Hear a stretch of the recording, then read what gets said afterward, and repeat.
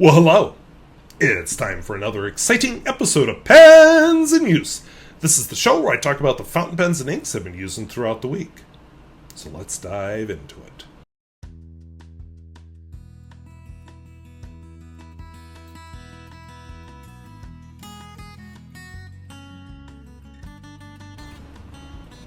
If videos like this interest you, where I talk about fountain pens both new and old, and at all price points, I would invite you to subscribe. And hey, have you ever done any demolition or construction? Let us know down in the comments. So let's take a look at some pens. Alright, so these are the fountain pens and inks I've been using this week. From left to right, we have an Aurora 88 in the Giove finish.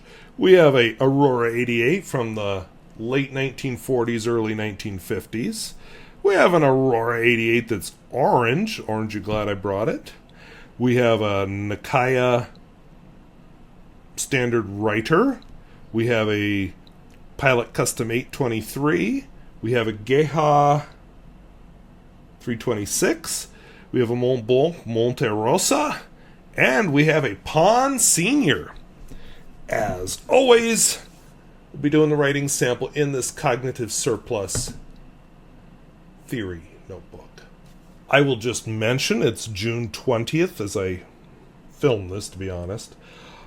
This week was Juneteenth, so I want to wish everybody a happy Juneteenth, where we celebrate the day that the last slavery finally came to an end. Well, officially came to an end in the United States. Lots of problems left after that, but that is a story for another time. My very first pen that I want to talk about. Anyway, the first pen I want to talk about here. Ooh, daddy. Put the focus thingy back on the pen. There we go. So I'm still learning how this camera works. It's got its quirks. I like it, but dang, sometimes I may get mad. So this is an Aurora 88 with the Giove finish. It's crazy. There are finishes in this series that I really liked. I couldn't 100% tell you why I bought this one. It doesn't even look like the colors of Jupiter, except I saw it and I fell in lust and I knew that's what I wanted. So the nib on it, see, this is part of why I like this pen, or sorry, this camera. Whoops, too close. The nib on it is a beautiful broad nib. So this is an Aurora 88. Broad nib. The ink in it is de Atramentis. Red Roses, which I have to say is a very nice color of red. There's just something about it I like. And it smells like roses if you're into that kind of thing. I almost got out an oblique pen this week to show you this test, but we'll go without. So since it's a Jupiter finish, let's do some bands of color. And we need a giant red spot that can swallow a couple earths.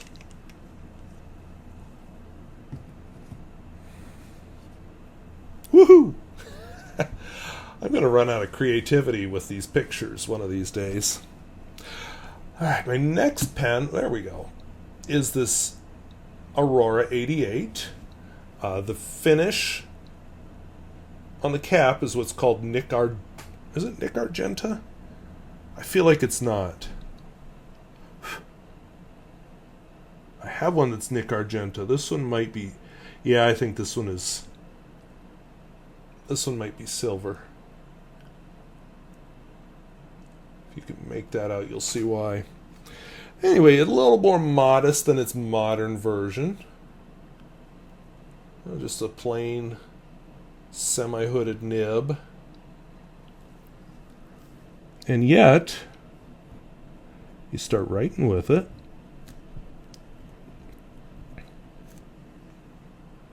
Maybe you'll see why I like it. So the ink in this one is Rohrer and Klingner.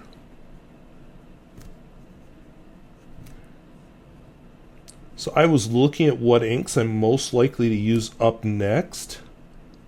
This is one of them. It's a nice iron gall ink. Why did I put it in a vintage pen? Don't know. Some of the things I do make some of my viewers cringe. But anyway, fun nib. And let's see, since it's a vintage pen, let's see. Let's do an empty, vintagey looking ink bottle. It looks kind of like a Levenger bottle, doesn't it? Yes, I have used Levenger ink on this channel before. Here's the surface of the ink.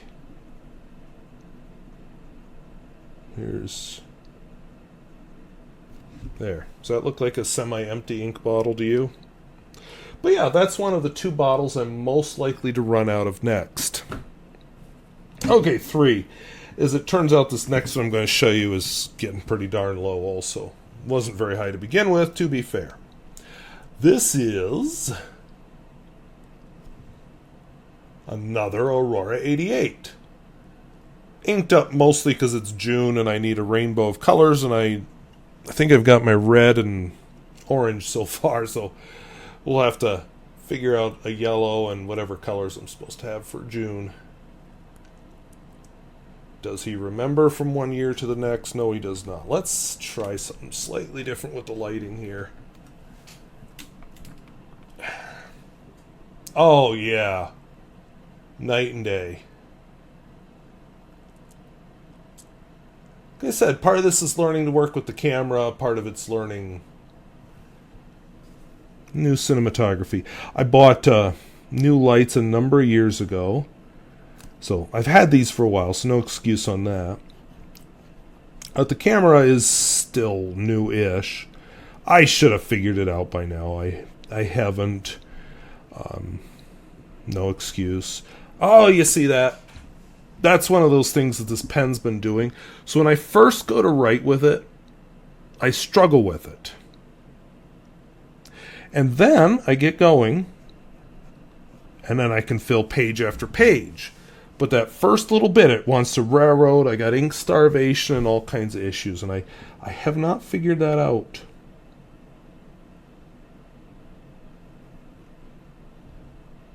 See? Now it's fine. It's fine. Oh, it's fine again. Finety, fine, fine. Fine, fine, fine, fine.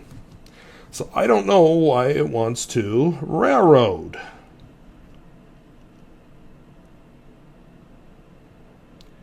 How am I going to draw this railroad thingy?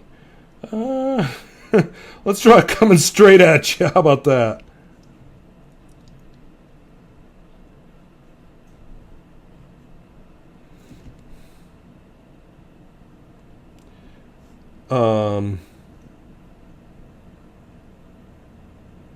Well, that sucked. I got the picture in my mind and I cannot get it on paper. This is supposed to be a steam engine coming at you. Oh, I don't even have a smokestack. Look, Thomas the Train.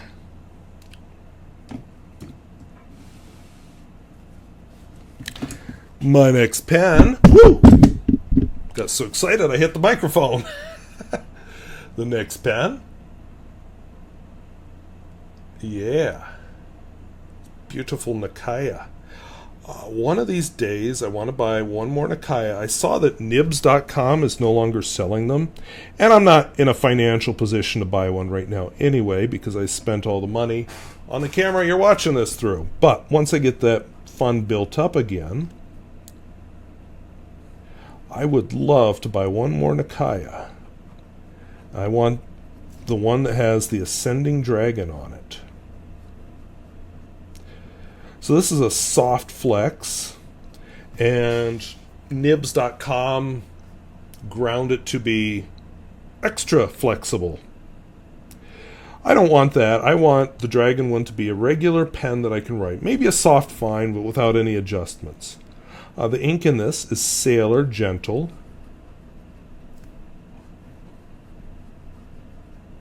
Sky High.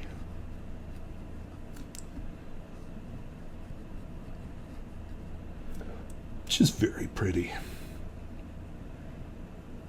See, the Sailor Jentle inks were quite good. But I guess not exciting enough, especially compared to all the rainbow of other colors that they make, that they just said, meh. So, let's see, if we're going Sky High, we need an airplane.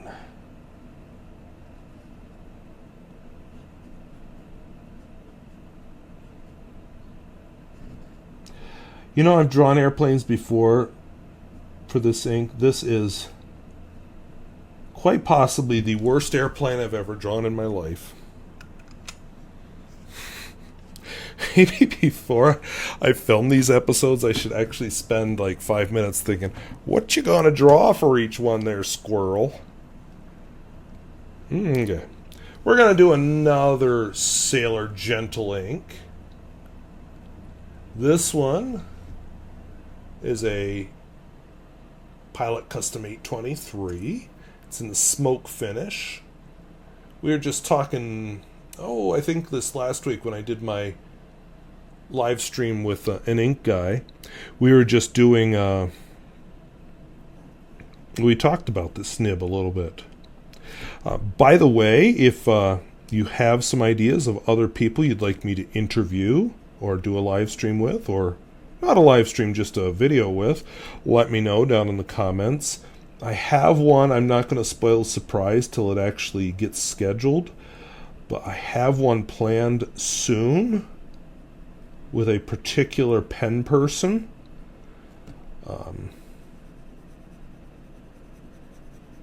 I've done them with Hemingway Jones, not on my channel, but I've done them with Hemingway Jones once. I have a few with Pierre Gustafson. So let me know down in the comments if there's somebody else you'd be interested in seeing. Anyway, this is Sailor Jentle Apricot. I'm in the process of writing a thank you to an ink guy for doing the live stream with me. So if we're going to be gentle, let's be gentle like a cute little kitten. Meow.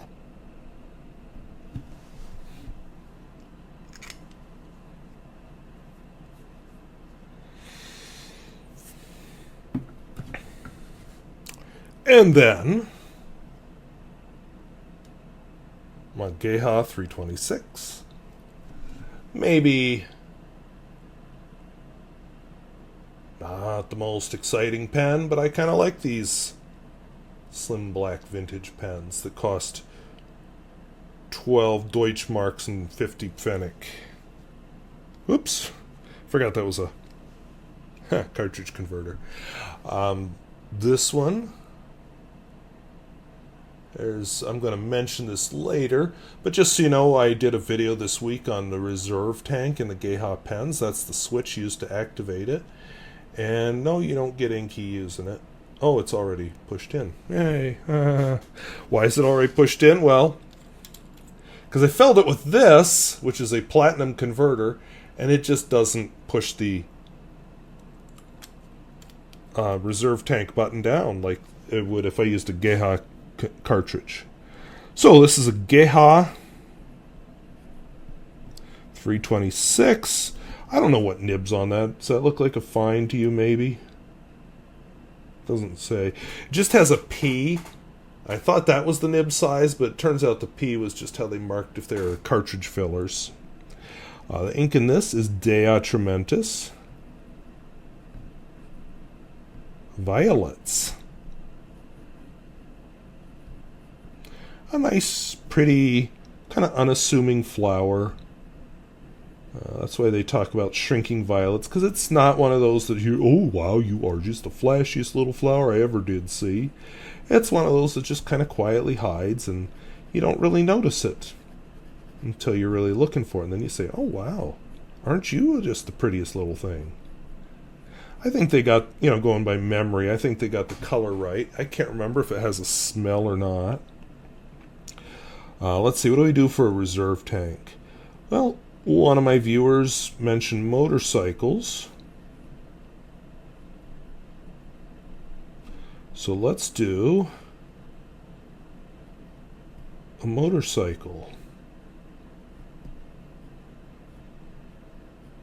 with the big fancy handlebars. And let's put engine-y stuff in here. And we need somewhere for the driver to rest his feet.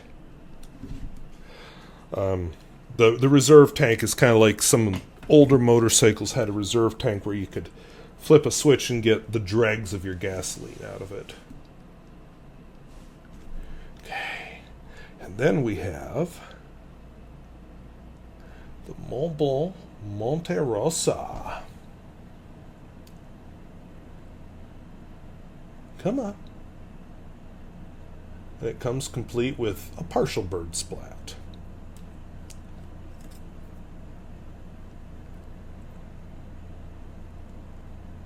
And the nib. It's a student pen, but it's a gold nib.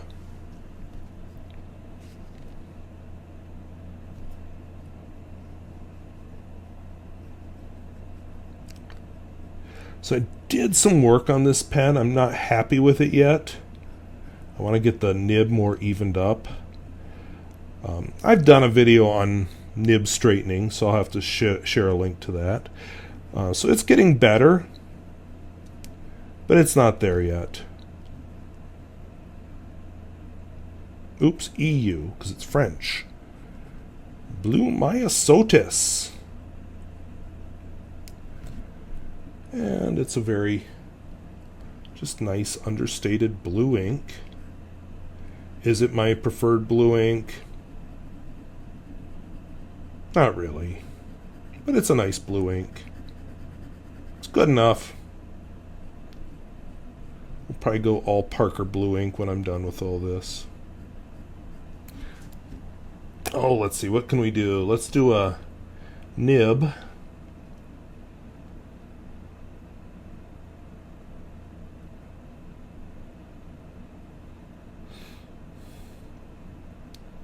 And you're just going to have to imagine it needs straightening.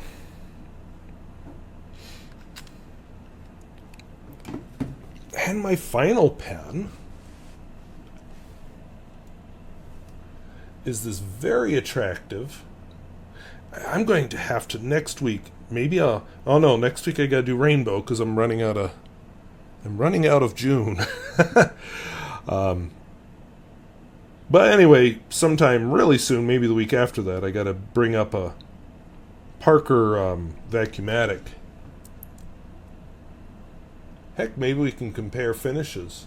That might be fun. So anyway, this is a Pon Senior, made in Norway. And this is its nifty little Pon nib.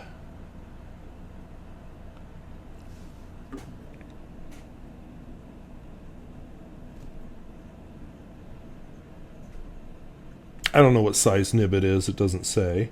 The ink in it is Herbin.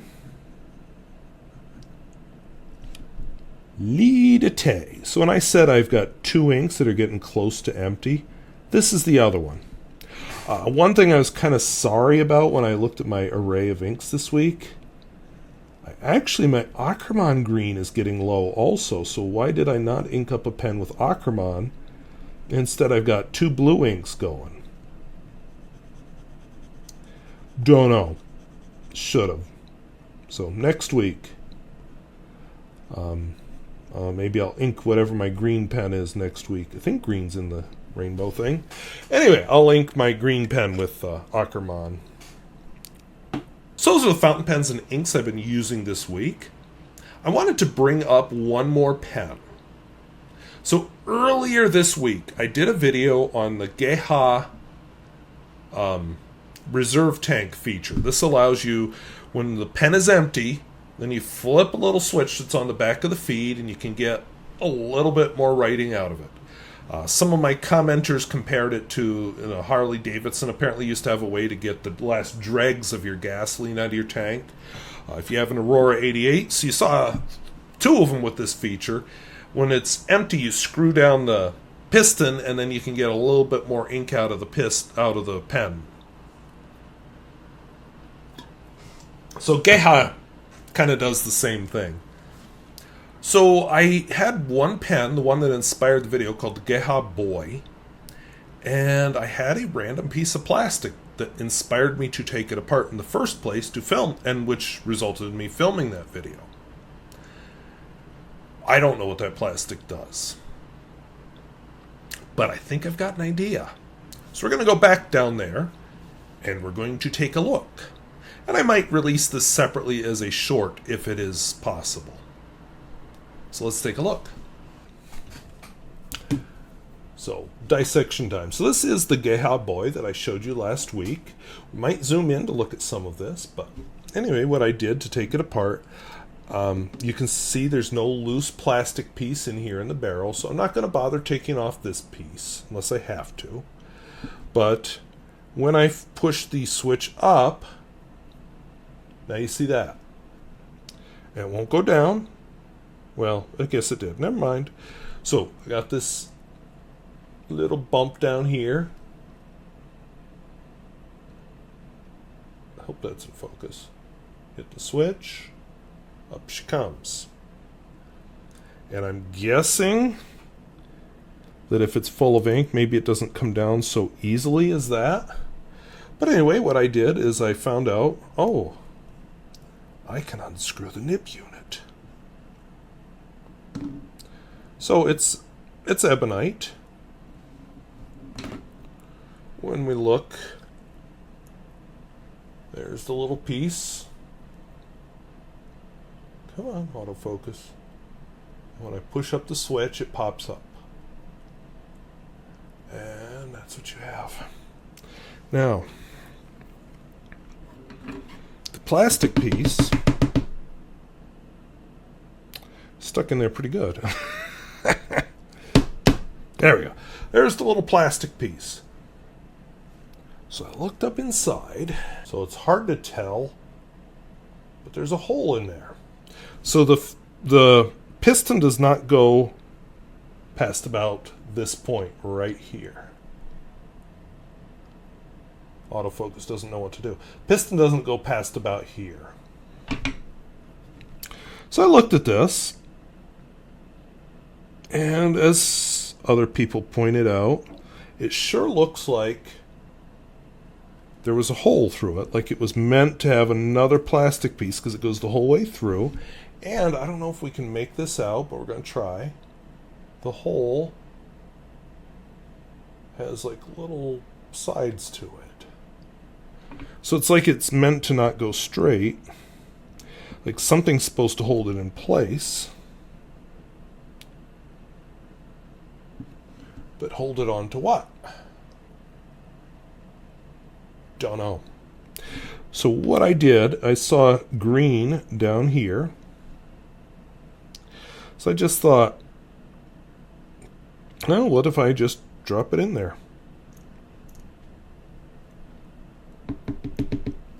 It seemed to go in and stay there. So then I just screwed on the feed.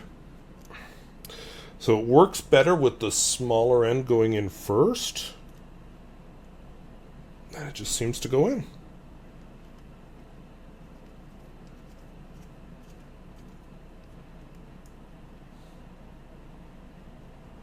So am I right or wrong? I don't know. Now you know as much as I do. So I hope that's what the piece of plastic is. I don't know. But it makes sense. And it does provide a small chamber to have ink in it that can then be opened up by lifting up that little thingy, I think. I don't know. So I could be totally wrong about where that piece of plastic goes, because I really have no idea. So if you know, feel free to leave a comment down below. So in other exciting news, it is summer. It has been hot this week, which you can't see off screen there. I have my air conditioner in. It's been hot enough that I felt like I needed it.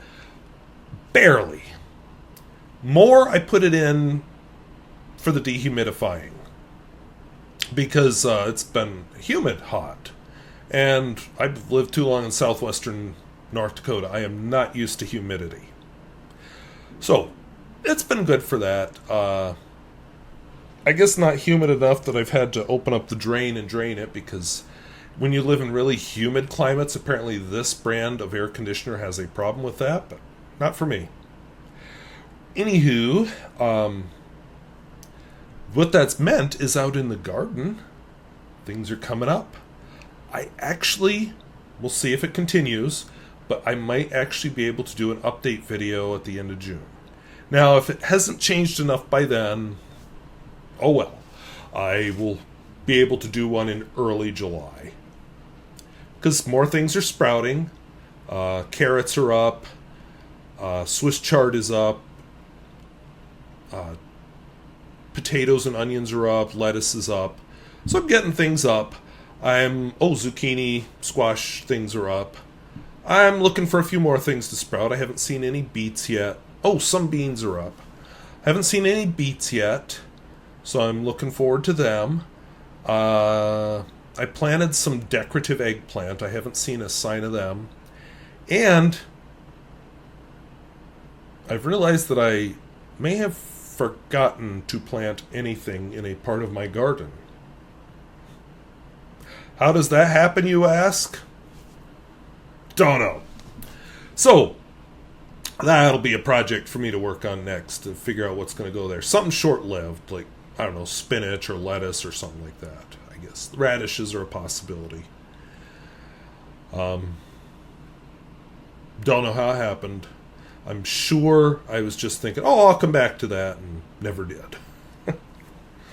Awkward. So anyway, expect an update video on that.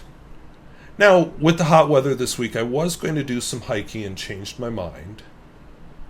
I'm not a hot weather person.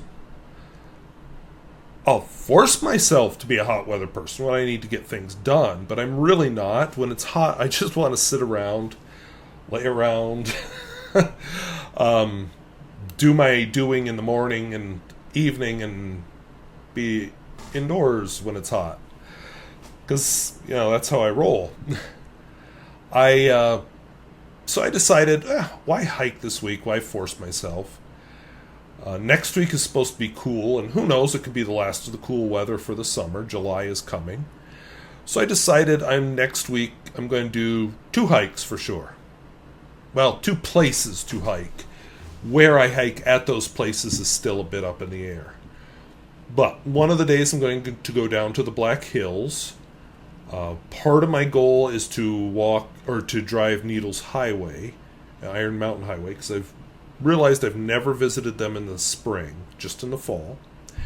But I also want to hike. I've got a specific hike in mind in the Spearfish Canyon, and there's some spots on the Iron Mountain Highway or Needles Highway where I could hike. So I might do that as well. We'll see what time says. I don't want to do an overnight trip. I don't have that in my budget right now. I have some overnight stuff in my budget that just doesn't happen to be part of it. And in the summer, I don't like to stray too far from my budget because I will not get another check until September 20th. So I'm living off of my savings for a few months. So, that whole spending money thing, maybe not. But anyway, the other places I want to go up to Medora, which is in the Badlands, Teddy Roosevelt South Unit of the National Park. I'm not very interested in Medora. There's an okay bookstore in Medora, but unless you're interested in North Dakota history, it doesn't have a lot to offer. There's some neat museums in Medora. That might make a fun trip. Or it might make a separate trip on a hot day to tour the museums. I'd like to tour some of the hiking that's in Medora. Shorter hikes, I'm not into day-long hikes. I guess I could, but I don't want to right now. But, do some hiking in Medora. I want to get... I actually am thinking about, make that a long trip. Why not? Coming back by way of the Enchanted Highway, which I've shared with you on the channel long, long ago. So I might do that. Another trip I'd like to do is to the north unit of the Teddy Roosevelt National Park. It's not really in a city, but it's near Watford City. And maybe circle back from there through very western North Dakota. We'll have to see what happens. There's a trip I kind of want to do again, so... And there's also the possibility of going even further north, but I might want to do that as a different trip. I got a book review coming at some point that takes place in Alamo, North Dakota. And so I'd kind of like to visit Alamo, North Dakota as part of doing that book review. So, anyway, those are some things to look forward to in the near term. Got a class coming later this summer in Bismarck. It's about a week long, so I might explore around Bismarck for a while. Different little things like that. I want to close. I want to share what I did this past weekend. So one of these last weeks or two, I shared with you the handwritten notes a nice 92-year-old woman did from two different newspapers. About 60 pages of handwritten notes, all about this particular rural church. And I've been working on history of it. I'm, 3 pages into this history right now.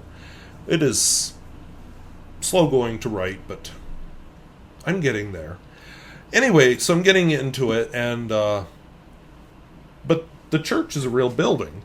So it's a historic building. The church was built in 1914, and then it has an addition on it that was actually added to the church. It was dragged into place using a team of horses and logs laid on the ground back in 1926, because it was a homestead house.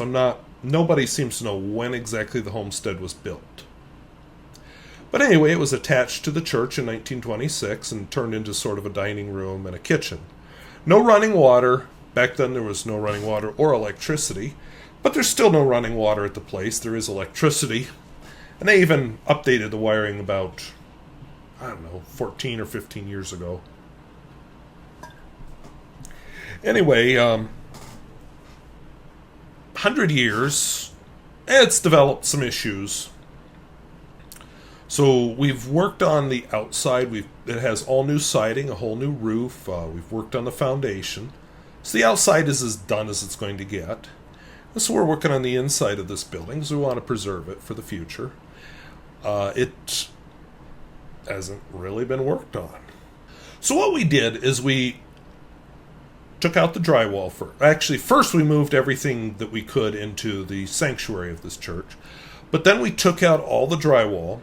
And that was kind of fun. I mean, you have to watch out for electric wires and stuff. But we knew that they all come in from the ceiling because we know how it was rewired in 2012. But anyways, we had to take out all the drywall and no insulation at all in these walls, exterior or interior. None. Because 1926.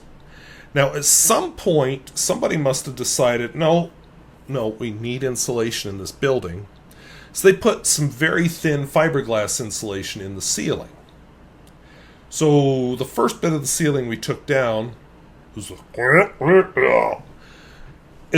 one of the reasons why we were wearing N95 masks to do this work. It was filled with mouse urine, mouse poop, and I don't know when this insulation was put in, but up to 100 years worth of road dust.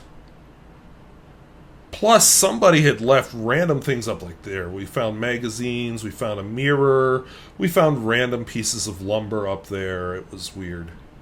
But anyway, we got that all down finally. And you'd think we're done. But oh no. Had one more thing to demolish. And we had to strategize a little bit so we wouldn't, destroy the building while we took it down. 1926, this building would have needed to be heated by fire. There wouldn't have been a furnace. It was fire. Whether they were burning buffalo chips or coal, I'm leaning toward coal, but one or the other. The reason I'm leaning toward coal is there's a lot of coal laying out in the open in this area, so I'm kind of thinking that's what they were doing. But we had to take the chimney out. Now, the chimney was built up on something that scared me. It was a wood platform, about my shoulder height. I stand 6'3", so that gives you a rough reference. So what they did is they had two 2x4s coming down at an angle, attached to the wall studs in the middle of the room.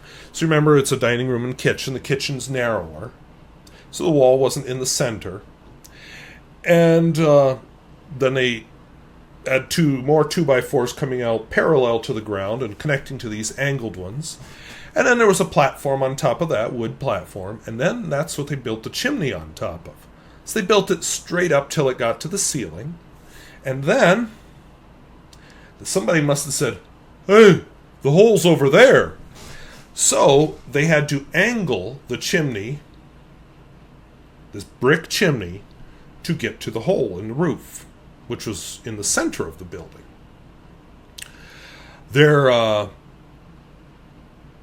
So the bricks were stacked up at an angle, and with a little bit of a twist, but stacked up at an angle, and then there were two extra 2x4s up there on the roof just to kind of hold them in place. And that's been hanging over everybody's head for 100 years. Because I don't think it's original to the homestead, because I feel like something like that would have broken while being moved. But that had to come out because, well, first of all, we didn't know it was that scary, but when we re-roofed the building, we saw the awful condition the chimney was in, so we took it off, because the building's going to have electric heat now. So we took it off and roofed over it, and then when we got inside last Saturday, we saw this mess. It was just like, oh my gosh. So the top bricks you could just kind of take off by hand, because the chimney's crumbling. It luckily wasn't till you were lower down that you really had to start chipping at it. And then we were just kind of passing the bricks out in a little chain out the door. And the chimney is now gone. Hallelujah. So we're left with two rooms. And we got to make decisions. Luckily, not really my decisions, but decisions have to be made. The next thing, their plan is they want to make it all one room, mainly so you can have more seating in it and have kind of an adjustable sized kitchen. They want to either put a beam across, or there's another thing they were talking about doing that involving 2x4s. I don't know which one they're going to do. It's not really my problem. They're going to have an expert look at it and make decisions, but anyway, it looks like it'll be all one room, and then there will be drywall.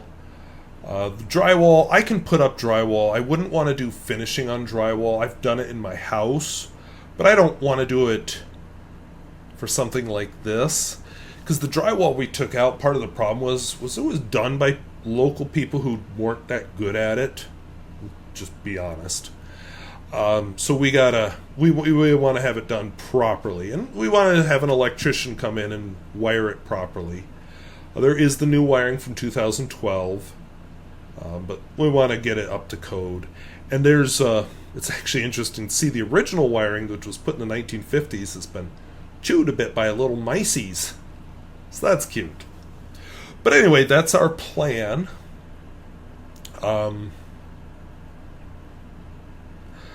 Messy work. Like I said, I wore an N95 mask all day.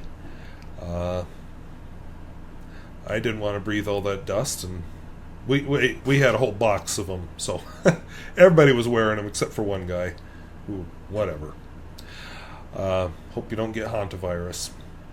But what a mess. And, you know, you hear this, well, they don't make buildings like they used to which I say, thank God. This one, the homestead, would have been one of the original timber buildings in the area, we think. You can tell, just looking at the 2x4s, that they were, first of all, a lot of them scavenged from other buildings, because they have weird little cuts in them that make no sense. And you can tell a lot of them were cut by hand. Because just think about what was around here at the time. And you don't just get a truckload of 2x4s come in from the East Coast. So you reuse what you have. So all in all, quite interesting. I'm curious to see what it turns into. And I will probably be back to help when they get around to painting and doing that kind of thing. Because that drywall's outside my skill set. I can do it, but not great. So anyway, I'm going to close this. I'm going to run video footage because I took video of us doing the demolition. I did it on my cell phone. So it's not 4K video, but I didn't want to risk dust getting into one of my nice cameras. Cell phone, it's old, so I don't care. Plus it's sealed, so I wasn't worried about dust getting in it. But so we'll close, instead of with music, we'll close with video of demolition. No explanation. I will later on I've promised them that I will put together a video at the end of the whole project. So hopefully we'll do that. So anyway, I want to thank you for watching. And if videos like this interest you, where I talk about fountain pens both new and old, and at all price points, I would invite you to subscribe. And hey, have you done demolition? Is it normally as messy as that? Let us know down in the comments. Or, are you using your summer in some other way? Let us know. Or winter if you're the other side of the equator. So, I want to thank you for watching. Talk to you later. Bye-bye. Who knows what we'll use?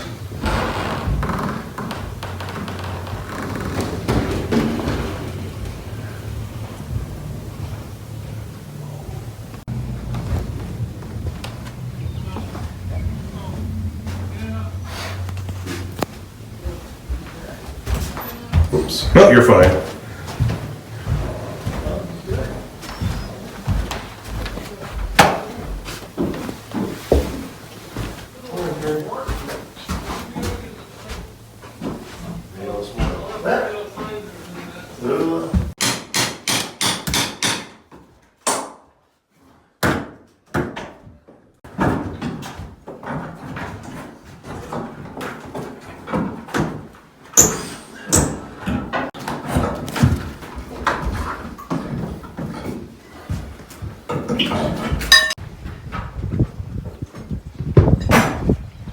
Well, you gotta get me doing something too.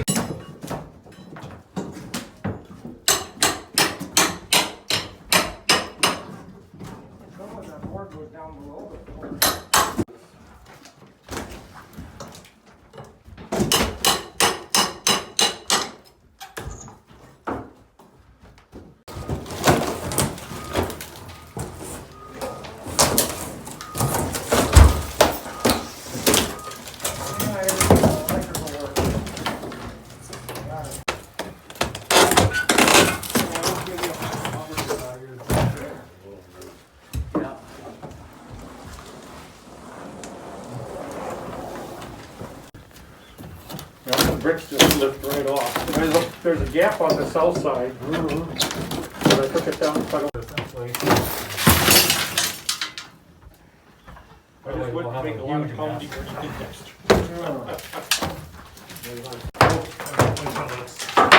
Shaking.